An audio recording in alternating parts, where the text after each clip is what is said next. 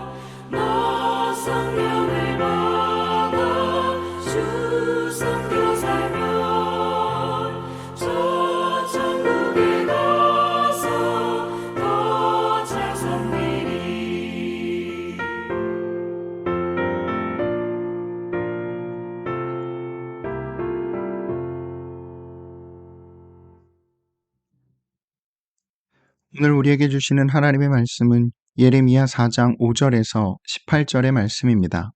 예레미야 4장 5절에서 18절의 말씀을 봉독하겠습니다. 너희는 유다에 선포하며 예루살렘에 공포하여 이르기를 이 땅에서 나팔을 불라하며 또 크게 외쳐 이르기를 너희는 모이라 우리가 견고한 성으로 들어가자 하고 시온을 향하여 깃발을 세우라 도피하라 지체하지 말라 내가 북방에서 재난과 큰 멸망을 가져오리라.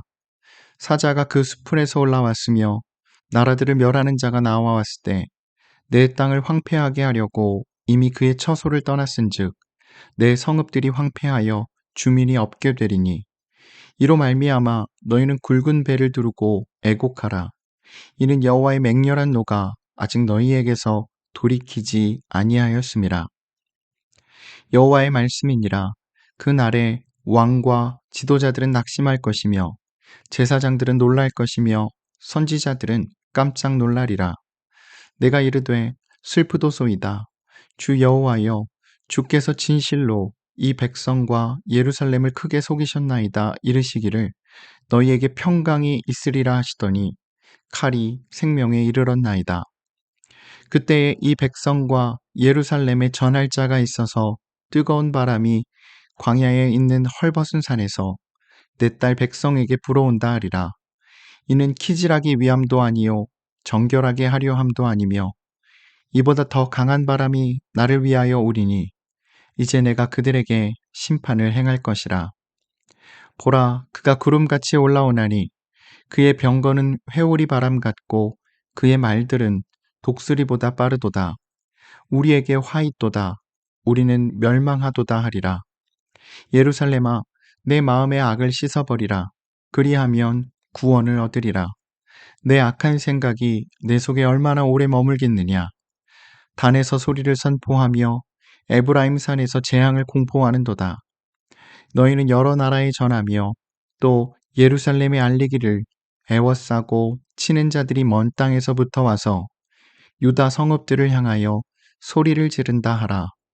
그들이 밭을 지키는 자 같이 예루살렘을 애워싸나니 이는 그가 나를 거역했기 때문이니라. 여호와의 말씀이니라. 내 길과 행위가 이 일들을 부르게 하였나니 이는 내가 악함이라. 그 고통이 내 마음에까지 미치느니라. 아멘. 오늘도 이 새벽 기도회에 동참하는 모든 참소망의 성도님들과 모든 하나님의 백성들 위해 좋으신 주님의 은총과 평화가 함께 하시길 빕니다. 오늘 우리에게 주어진 본문인 예레미야 4장 5절에서 18절의 말씀은 이제 곧 나라가 멸망할 것이라는 임박한 심판에 대한 말씀입니다. 예레미야는 회개를 촉구하고 하나님께 돌아오라고 외쳤지만 이스라엘 사람들은 나라의 멸망이라는 민족적인 위기 앞에서도 하나님께로 돌이키지 못했습니다. 모세는 위기에 처할 때마다 하나님 앞에 엎드렸습니다. 그것이 그의 힘이었습니다. 예수님도 순간순간 하나님 앞에 엎드렸습니다. 하지만 이스라엘은 그렇지 않았습니다. 그들은 외세에 의존해 민족의 문제를 풀려고 했습니다. 물론 외교력도 중요합니다. 하지만 어떤 외세도 의지할 만한 대상이 되지는 못합니다. 그들은 자기들의 이익이 보장되지 않으면 금세 등을 돌리고 말기 때문입니다. 애굽과의 동맹을 강화하는 것이 바벨론의 침공을 막을 수 있는 유일한 길이라는 이스라엘의 판단은 틀렸습니다. 예레미야는 이제 이스라엘에게 심판이 임박했음을 알립니다. 오늘 본문 5절, 6절의 말씀입니다. 너희는 유다에 선포하며 예루살렘에 공포하여 이르기를 이 땅에서 나팔을 불라 하며 또 크게 외쳐 이르기를 너희는 모이라 우리가 견고한 성으로 들어가자 하고 시온을 향하여 깃발을 세우라 도피하라 지체하지 말라 내가 북방에서 재난과 큰 멸망을 가져오리라. 나팔을 불라 깃발을 세우라 도피하라 지체하지 말라는 등 단문으로 숨가쁘게 이어지는 이 구절들은 상황의 급박함을 드러냅니다. 이렇게 상황을 급박하게 전하는 까닭은 북방에서부터 재난과 큰 멸망이 몰려오고 있고 나라를 망하게 할 북방의 사자가 이스라엘을 향하여 그 길을 나섰기 때문이라는 것입니다.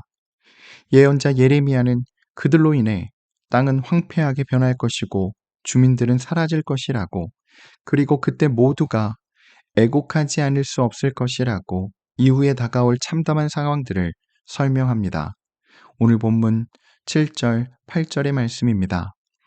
사자가 그 수풀에서 올라왔으며 나라들을 멸하는 자가 나와왔으되 내 땅을 황폐하게 하려고 이미 그의 처소를 떠났은즉 내 성읍들이 황폐하여 주민이 없교되리니 이로 말미암아 너희는 굵은 배를 두르고 애곡하라.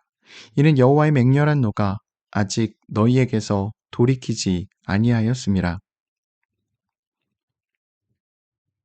물론 예레미야의 이 예언을 듣는 이들은 아마도 그의 말에 조금도 귀를 기울이지 않았을 것입니다.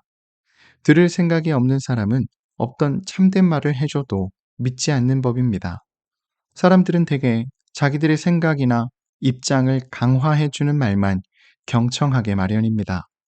자기들의 생각의 틀을 바꿀 것을 요구하는 말은 혹은 자신들의 마음을 불편하게 하는 말은 무시하거나 왜곡하여 오히려 그 말을 전하는 사람을 공격합니다.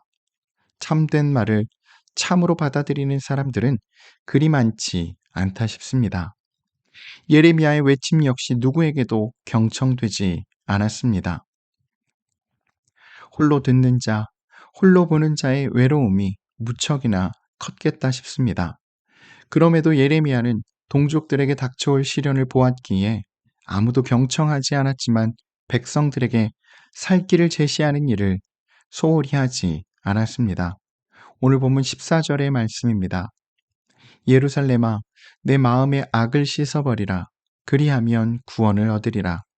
내 악한 생각이 내 속에 얼마나 오래 머물겠느냐. 마음의 악을 씻어버리라. 그리하면 구원을 얻으리라. 간결하지만 강력한 메시지입니다. 살 길은 다른 것 없습니다. 우리의 마음의 악을 씻으면 되는 것입니다. 그렇다면 마음의 악을 씻어버리려면 우리가 과연 어떻게 해야 할까요? 교회 생활을 열심히 하면 될까요? 일상의 삶을 중단하고 산기도에 매진해야 할까요? 그렇지 않습니다.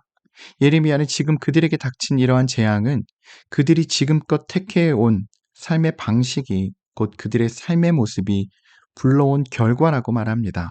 오늘 본문 18절의 말씀입니다. 내 길과 행위가 이 일들을 부르게 하였나니 이는 내가 악함이라. 그 고통이 내 마음에까지 미치느니라. 그러니 마음의 악을 씻는다는 것은 그 삶의 방식을 지금까지 택해온 우리의 삶의 방식을 바꾸라는 요청인 것입니다. 그렇다면 우리가 어떻게 그 삶의 방식을 바꿔야 할까요? 저는 호세아서의 한 말씀이 이에 대한 대답이 될 수 있다고 생각합니다. 호세아 10장 12절의 말씀입니다. 이를 세번역 성경으로 읽어보겠습니다. 정의를 뿌리고 사랑의 열매를 거두어라. 지금 너희가 주를 찾을 때이다. 묵은 땅을 갈아엎어라. 나 주가 너에게 가서 정의를 비처럼 내려주겠다. 정의를 뿌리고 사랑의 열매를 거두는 것이야말로 마음의 악을 씻는 길이고 하나님께서 원하시는 삶의 방식으로 우리의 삶을 돌이키는 것이 아닐까 생각해 봅니다. 여기에 더해 마음의 악을 씻고 하나님 원하시는 삶으로 돌아서는 길이 한 가지 더 있습니다. 호세아서 12장 6절의 말씀입니다. 이 역시 세번역 성경으로 읽어보겠습니다. 호세아서 12장 6절의 말씀입니다. 그러니 너희는 하나님께로 돌아오너라. 사랑과 정의를 지키며 너희 하나님에게만 희망을 두고 살아라. 사랑과 정의를 지키는 것은 물론이고 하나님께만 희망을 두는 것이야말로 마음의 악을 씻는 길이며 하나님 원하시는 삶의 방식이 아닐까 생각해 봅니다. 우리의 노력과 가능성에 의지할 때 우린 실패하기 쉽고 낙심하기 쉽습니다. 그렇기에 더더욱 하나님의 사랑을 믿고 하나님의 능력을 굳게 신뢰하며 오직 하나님께만 우리의 희망을 두고 그에게 우리의 마음을 가져가야 할 것입니다. 그것이 곧 우리의 마음의 악을 씻는 것입니다. 그리고 그것이야말로 하나님이 우리에게 원하시는 삶의 방식인 것입니다. 다시 한번 우리 삶의 지향을 분명히 할 필요가 있습니다. 정의를 뿌리고 사랑의 열매를 맺는 삶, 그리고 오직 하나님께만 우리의 희망을 두고 나아가는 삶, 그것이 우리 모두의 삶의 지향이고 삶의 방식이 되면 좋겠습니다. 그 걸음에 우리 하나님께서 함께하여 주실 것입니다. 아멘. 함께 기도하겠습니다. 사랑의 주님, 오늘도 우리와 함께하여 주심에 감사드립니다. 우리 모두가 날마다 하나님의 나라를 꿈꾸며 살게 하여 주시고 우리가 서 있는 자리가 어디이든 우리의 삶의 형편이 어떠하든 늘 하나님을 기억하며 하나님 안에 거하며 언제나 어디서나 그리스도인답게 살아가도록 우리를 인도하여 주시옵소서. 특별히 우리 모두의 삶의 지향이 그리고 삶의 모습이 하나님이 기뻐하시는 삶이 되도록 우리를 인도하여 주시옵소서. 우리로 날마다 하나님을 온전히 신뢰하며 하나님만을 찬양하며 살아가게 하여 주시고 우리만이 아니라 다른 이들의 유익을 구하며 언제든 마음 시린 이들의 손을 따뜻하게 잡아줄 수 있는 선한 용기가 우리 안에 가득하게 하여 주시옵소서. 그렇게 우리의 발걸음이 또 우리의 손길이 닿는 곳마다 작은 평화와 생명이 피어나게 하여 주시옵소서. 이를 통해 사람들이 하나님의 계심을 알고 하나님의 사랑을 깨달아 알 수 있도록 우리를 사용하여 주시옵소서. 또한 오늘도 우리의 가정과 일터와 사업장을 지켜주시고 하나님의 인도하심과 하나님의 붙드심 속에 든든히 세워져 감을 보게 하여 주시며 오늘도 우리의 삶에 감사와 찬양이 넘쳐나게 하여 주시옵소서. 감사드리며 우리 주님 예수 그리스도의 이름으로 간절히 기도드립니다. 아멘. 성도 여러분, 오늘 하루도 주님의 은혜 안에서 말씀에 잇대어 살아가시는 복된 하루 되시기를 바랍니다.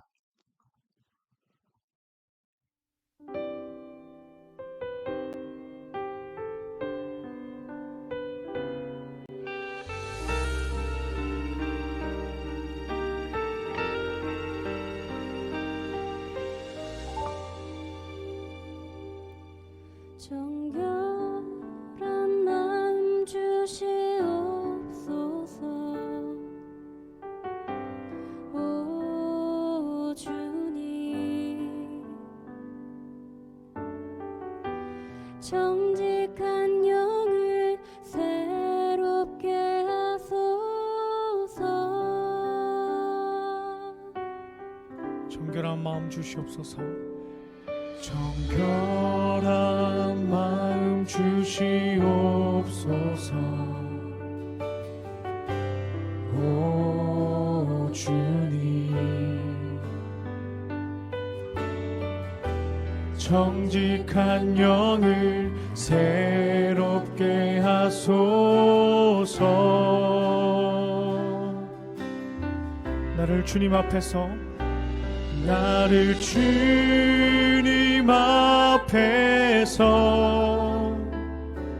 멀리하지 마시고 주의 성령을 거두지 마옵소서.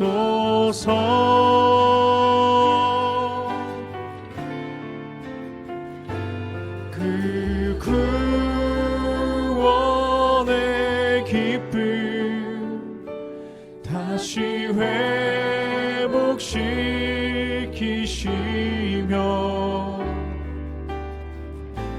변치 않는 마음 내 안에 주소서.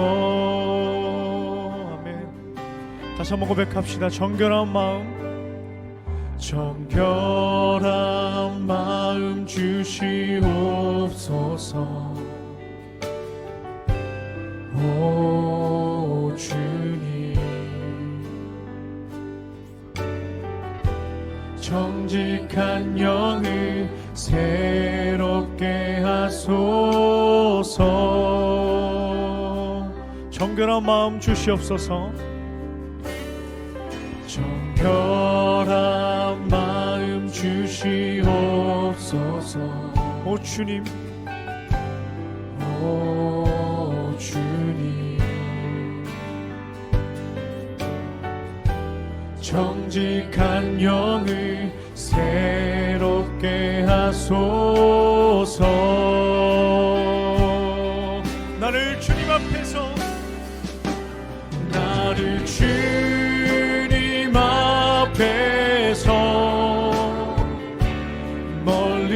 멀리하지 마시고 주의 성령을 거두지 마옵소서.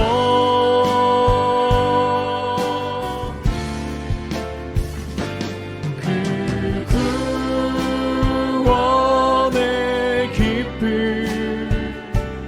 다시 회복시키시며 변치 않는 마음 내 안에 주소서. 나를 주님 앞에서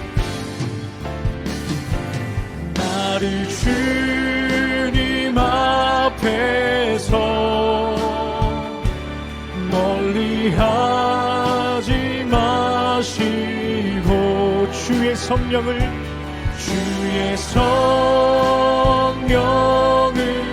거두지 마옵소서.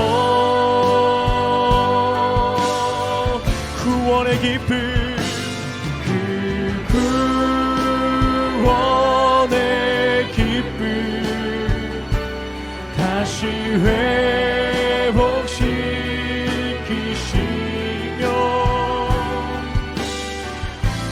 변치 않는 마음 내 안에 주소서. 우리 마지막으로 고백하며 나갑시다. 나를 주님 앞에서 멀리하지 마시옵소서. 나를 주님 앞에서 멀리하지 마시고 주의 성령을 거두지 마옵소서. 구원의 기쁨 구원의 기쁨 다시 회복시키시며